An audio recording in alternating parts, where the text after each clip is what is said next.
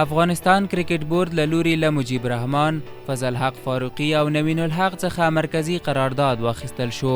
کرکټ بورډ ویلي چې له دې پریکړې وروسته نوین الحق، فضل حق فاروقي او مجيب رحمان یو کال مرکزی قرارداد نشي کولای او 2 کاله په بهرنیو لیګونو کې نشي لوبېدای. کرکټ بورډ وروسته له هغې دا پریکړه کړې چې یادو لوبغاړو د شخصي ګټو په پار له مرکزی او ملي قرارداد څخه ډډه کړې وه.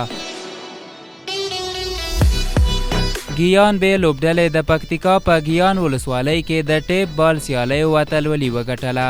د پکتیکا په ګیان ولسوالۍ کې د یاد ولایت د بدني روزنې په همکارۍ د 15 لوبډلو ترمنځ د ټیپ بال پیل شوې سیالۍ د ګیان لیسې او ګیان بې لوبډلې ترمنځ د یوې په زړه پورې پایلوبې په ترسره کېدو پای ته ورسېدې.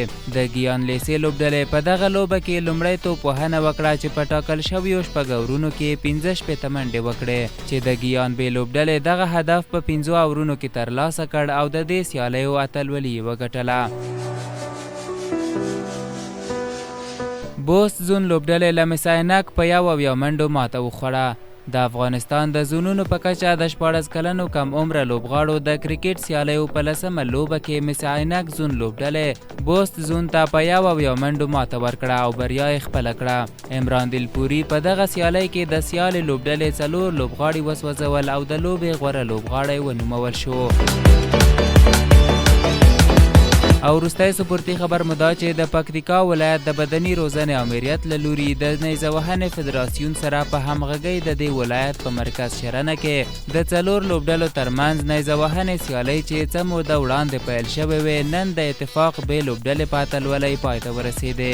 په دې سیالیو کې اتفاق الف، اتفاق ب، زاول او مرکزی لوبډلو ګډون کړی و چې په پایله کې اتفاق بې لوبډلې د 52 نمرو په ترلاسه کولو سره لومړي مقام او اتفاق الف لوبډلې بیا د 44 نمرو په ترلاسه کولو سره 2یم مقام خپل کړ.